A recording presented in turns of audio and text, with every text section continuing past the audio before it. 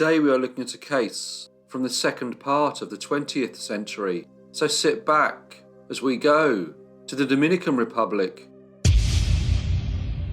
Enrique Mirabel Fernandez and his wife Mercedes Reyes Camilo lived in the village of Ojo de Agua, near the town of Salcedo, in the central Cibao region of the Dominican Republic. The country is located on the Caribbean island of Hispaniola, which it shares with Haiti.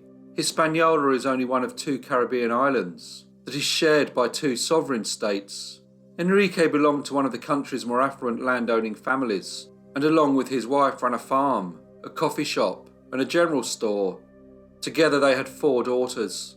The oldest was named Patria Mercedes, and known as Patria. She was born on the 27th of February 1924. Next was Belgica Adela, known as Dede, who was born a year after, on the 1st of March 1925. She was followed by Maria Argentina Minerva, known simply as Minerva, who was born on the 12th of March 1926. However, over 9 years passed before Mercedes gave birth to her 4th daughter, who she named Antonia Maria Teresa, and who was known as Maria Teresa. The eldest daughter, Patria, was a very creative young woman and considered to be an excellent artist. She was also very protective of her younger sisters. The 4 girls attended the local village primary school before all of them, except Dede, went on to study at the Catholic girls' boarding school in the city of La Vega. While the Mirabel sisters were growing up, their country was being ruled by Rafael Leonidas Trujillo Molina, a man often known as El Jefe, meaning the boss, or El Chivo, which means the goat. He was born on the 24th of October 1891 in San Cristobal and was the 3rd of 11 children. His parents were hard-working, but quite poor. As a child, he was very much obsessed with the military and had put bottle caps on his clothes, so they appeared to be more like an armed forces uniform. When he was 16 years old, he started working as a telegraph operator, but he also tried to make money from crime. This resulted in him spending some months in prison. He later worked in security on a sugarcane plantation, but during the period when the country was occupied by US forces, he joined the Constabulary Guard, where he was trained by the US military. In 1925, he was given the position of Commander of the Dominican National Police. Then in 1927, he was named Brigadier General. In 1928, he became Commander-in-Chief of the National Army. 2 years later, in 1930, a group of rebels planned to overthrow the then Dominican president, Horacio Vázquez, as he had gone against the constitution by extending his presidential term. The situation resulted in a political leader from Santiago named Rafael Estrella Ureña proclaiming a revolution. As the rebels marched towards Santo Domingo, President Vázquez ordered Trujillo to suppress them. However, the general held back the army and maintained a neutral position. Estrella's rebels then took control of the capital. In return for his support, Trujillo had agreed with Estrella that he would be able to run for president in new elections. He became the nominee for the party Coalición Patriótica de los Ciudadanos, or the Patriotic Coalition of Citizens Party. As Trujillo controlled the army, the other contenders withdrew. He then seized power after an election in which he was the only candidate. A few months into his presidency, the country's capital, Santo Domingo, was struck by a hurricane that killed over 2,000 people. In response to the disaster, Trujillo placed the Dominican Republic under martial law and quickly began to rebuild the city. 6 years later, he renamed the capital Ciudad Trujillo. He was, however, a ruthless leader. He had a very effective secret police force and monitored opponents, both within the country and overseas. He was aware that in order to maintain absolute power, he had to have full support of the army. During his rule, Trujillo did bring some stability to the country. He improved sanitation, education, communication links, and the health system. The economy grew and foreign debt reduced. Most people also benefited from a higher standard of living. However, his rule was brutal. His secret police would seek out dissenters, and they would often be imprisoned and tortured. His regime was responsible for the deaths of tens of thousands of people. The wealth that was generated by the economic improvements was not distributed fairly. Trujillo made sure that his family and supporters received substantial payments, while the people of the Dominican Republic lost many of their civil and political liberties. He promoted anti-Haitian prejudice, and in October 1937, in an incident known as the Parsley Massacre, he ordered the killing of more than 20,000 Haitian migrants. Throughout Trujillo's dictatorship, his intelligence service and secret police suppressed and controlled the people, arresting anyone who opposed his regime, and the Mirabal sisters all opposed it. They had all grown up to be very attractive young ladies. Patria, who was the eldest, had married a farmer named Pedro Gonzalez and had 3 children. She would not put Trujillo's picture up in her house, something that was considered as a sign of disagreement with the country's ruling party. She said, "We cannot allow our children to grow up in this corrupt and tyrannical regime. We have to fight against it, and I am willing to give up everything, even my life, if necessary." In 1949, Enrique Mirabal Fernandez, his wife Mercedes Reyes Camilo, and their daughters were invited to a party hosted by Trujillo himself. By now, Minerva was 23 years old, and a young lady who had been described as distinctly beautiful, vivacious, and extroverted, and someone who always stood out wherever she went. She had many talents. She was artistic and wrote poetry, and when she spoke, she had the ability to be able to hold the attention of everyone around her. Some considered that she was a natural leader. She had certainly been noticed by the general, who, while dancing, made inappropriate advances towards her, approaches that were declined. Rejection was not something familiar to Trujillo, and Minerva's response had made him angry. Not only had she declined his offer, the family had also left the party. He instructed his men to find them, but the weather was very bad and it was raining heavily, so the men were unable to locate the Mirabal family. However, leaving a party, hosted by the president, was not going to go unpunished, and shortly afterwards, the sisters' father was arrested and spent the next few days in prison. Meanwhile, their mother and grandmother were held in a hotel for 2 months. The treatment encountered by their parents made the sisters determined to do something about the Trujillo dictatorship. Minerva had been planning to study law, but following her rejection of the president, her parents became concerned for her safety and prohibited her from attending classes. They later changed their minds, and she studied at the University of Santo Domingo. Here she met her future husband, Manolo Tavares Justo. She also became the first woman to graduate from law school in the Dominican Republic. However, the fact that she had rejected the country's leader had not been forgotten, and following her graduation, her application for a license to practice law was turned down. During Trujillo's dictatorship, there were no liberties, as no one could marry, graduate, or travel abroad without first gaining permission from the state. Maria Teresa, the youngest of the sisters, was also a highly intelligent young lady who graduated from the same university in 1954 with a degree in mathematics. 4 years later, she married Leandro Guzman.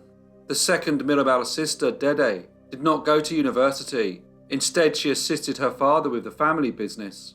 While at college, Minerva learned that the father of her friend, Daisy Arisa, had been murdered by Trujillo's secret police, as he had spoken out against the regime. She was very saddened by this, but knew that it was just one of the many terrible injustices that went on in her country, and decided to get involved in the political movement that opposed the dictator. Soon after, Minerva told her sisters of the movement. Patria then joined, as did Maria Teresa.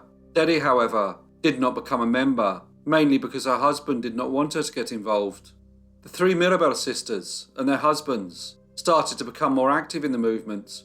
They called themselves the 14th of June movement, which was a date in which a group of exiled Dominicans had tried to overthrow the general, and although they had been defeated, their attempt had only strengthened the anti-Trujillo sentiment throughout the country. Although Minerva's husband, Manolo Tavares, was the backbone of the movement, the sisters are also becoming highly visible symbols of the resistance. They often spoke out against the unjust way the country was governed. They started to listen to a radio broadcast from Venezuela, where they learnt about how the Cuban Revolution was progressing, led by Fidel Castro. Minerva in particular was known to the secret police, and she had been arrested in the past for being suspected of participating in opposition activities. She started to distribute leaflets which outlined some of the atrocities that had happened under the authoritarian rule of Trujillo and explained why the country needed a new democratic government. She also obtained materials for weapons and, together with Patria and Maria Teresa, made small bombs out of firecrackers. Standing up to the regime did not come without consequences, and the three of them were constantly persecuted for their outspoken views. Trujillo's police would interrogate people who spoke against him. Following the formation of the 14th of June movement, the police had begun to arrest many of the leading resistance figures. They arrested the three Mirabal sisters, along with the husbands of Minerva and Maria Teresa. The sisters were sent to prison, where they were interrogated. However, unlike many other inmates, they were never tortured. Once in prison, they became known as Las Mariposas, the butterflies, and this gave inspiration to the people of the country, who were starting to develop a sense of solidarity against the regime. Minerva and Maria Teresa's husbands were both sent to the prison in Santo Domingo. Trujillo, however, wanted to show that he could be merciful, so later released most of the female prisoners. This included Patria, but Minerva and Maria Teresa were held for a few more weeks. The general, however, was becoming increasingly more worried, and his inner circle of trusted confidants started to decrease. He considered that there were members of his party who wanted to seize his power and believed that other governments were trying to overthrow him. International pressure was starting to mount against the regime. On the 24th of June 1960, there was an assassination attempt against Venezuelan President Romulo Betancourt, which apparently had been ordered by Trujillo. Betancourt had denounced Trujillo's dictatorship, which led the general to support plots by Venezuelan exiles to overthrow him. An incendiary car bomb, placed in a parked vehicle, was detonated as the presidential car drove past, in one of the main avenues in Caracas. President Betancourt was badly burnt, his driver was injured, and his head of security was killed. Following this, the Organization of American States imposed sanctions on the Dominican Republic and sent observers to monitor what was actually happening in the country. Public opinion throughout the Caribbean was very much against Trujillo. In August 1960, the United States government withdrew financial support, and the US Embassy in Santo Domingo was downgraded to a consulate. It now seemed that the international community was becoming more concerned about the way Trujillo was governing the Dominican Republic, but despite this, he still continued to persecute those who opposed him. While he did, the Mirabal sisters carried on their political activities against his leadership. Manolo Tavares Justo, the husband of Minerva, and Leandro Guzman, the husband of Maria Teresa, were still incarcerated and were transferred to the prison in Puerto Plata. This was 89 kilometers from Salcedo, in a very mountainous and isolated area. The roads to reach the prison were known to be dangerous. Nevertheless, the sisters would visit their husbands weekly, sometimes with their children. Trujillo continued to have them watched and was aware of their every move, including the dates when they visited the prison. On the 25th of November 1960, Patria, Minerva, and Maria Teresa, along with a driver named Rufino de la Cruz, travelled to Puerto Plata. Their mother had not wanted them to go. She was worried, as there had been speculation that Trujillo was planning to do something to her daughters. However, Minerva assured her that he would not, as he was now being watched by the international community. The sisters arrived at the prison, and were advised by Leandro and Manolo that they should no longer travel on the dangerous roads, and instead rent a small house nearby. Strangely, the visit was interrupted by the guards, which was unusual. There was a sense of tension that concerned the two detained men, who were then returned to their cells. As the sisters travelled back, they were stopped by the secret police along a remote mountain road. Along with the driver, they were beaten, strangled, and killed.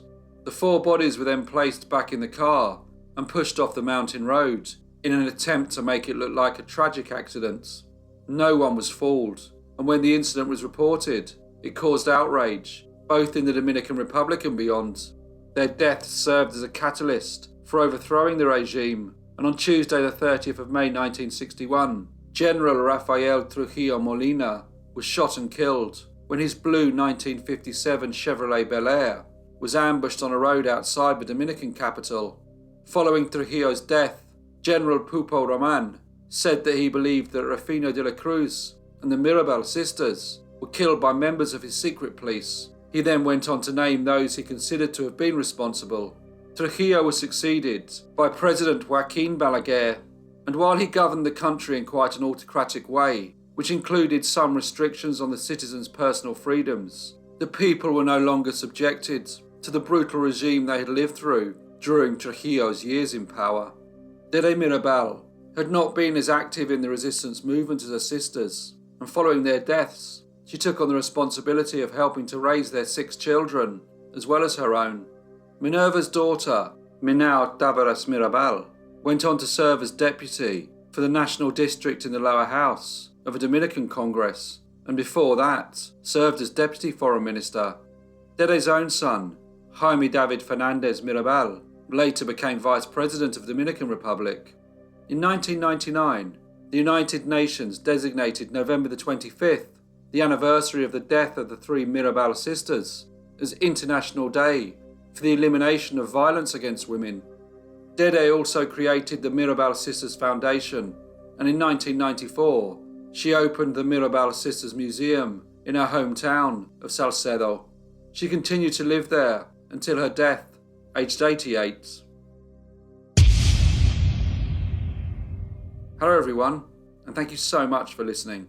As you know, I really value all your comments and feedback, so please leave any that you may have, and I hope to see you all again in the next brief case.